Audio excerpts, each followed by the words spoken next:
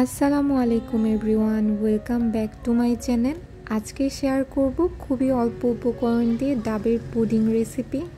এর জন্য এখানে আমি একটা বড় সাইজের ডাব নিয়েছি এবং একটি পাত্রে ডাবের পানিটা রেখে নিচ্ছি। পুডিংয়ের উপরে ডেকোরেশনের জন্য আমি এখানে একটা মাঝারি সাইজের গাজর নিয়েছি। যেহেতু গাজরটা অনেক কালারফুল লাগবে, এর জন্য গাজর এবং 4টা বড় সাইজের আঙুর ফল নিয়েছি এবং সেগুলোকে কিউব কিউব করে কেটে নিতে হবে।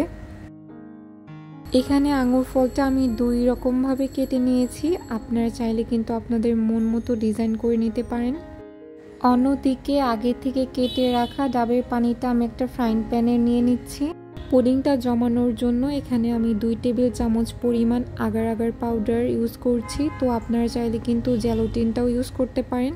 আর মিষ্টি বাড়ানোর জন্য এখানে 2 টেবিল চামচ পরিমাণ চিনি ইউজ করছি। সবগুলো উপকরণ একটা হুইস্কের সাহায্যে ভালোভাবে মিশিয়ে নিতে হবে।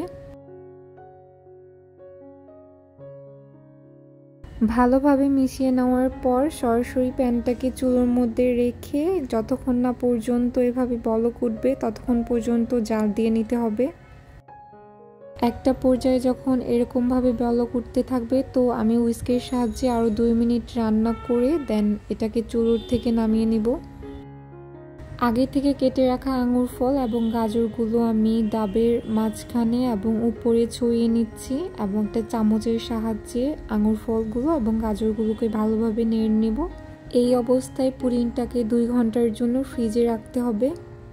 2 ঘন্টা ফ্রিজে রাখার পর কিন্তু পুডিংটা অনেক ভালোভাবে জমেছে। তো এখানে আমি একটা নাইফের সাহায্যে পুডিংয়ের চারিদিকে হালকাভাবে ছাড়িয়ে নিচ্ছি, যেন ডিমোল্ড করার টাইমে পুডিংটা ভেঙে যাওয়ার সম্ভাবনা কম থাকে। পুডিংটা কিন্তু খুবই ভালোভাবে জমেছে। আপনারা চাইলে এই গরমে অল্প উপকরণে ঘরে বসেই বানিয়ে নিতে পারেন এই সুস্বাদু ডাবের পুডিং। ভিডিওটি ভালো লাগলে চ্যানেলটি সাবস্ক্রাইব করার অনুরোধ করছি। আজকের মতো এখানেই শেষ করছি। আল্লাহ হাফেজ, আসসালামু আলাইকুম।